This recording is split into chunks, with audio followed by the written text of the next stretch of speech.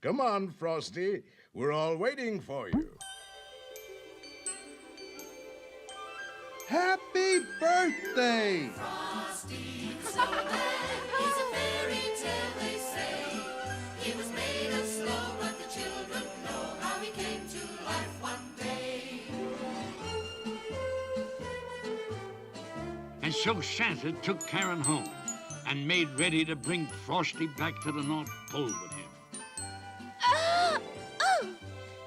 Karen hated to say goodbye to Frosty, but as Santa promised, Frosty returned every year with the magical Christmas snow. And every year there was a great celebration with a big Christmas parade.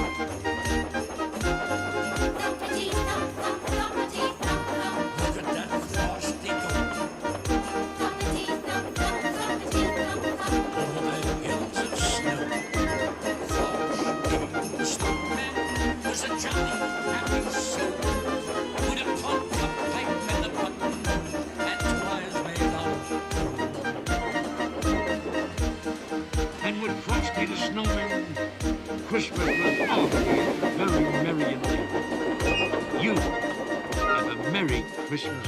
Frosty the Snowman had to hurry on his way.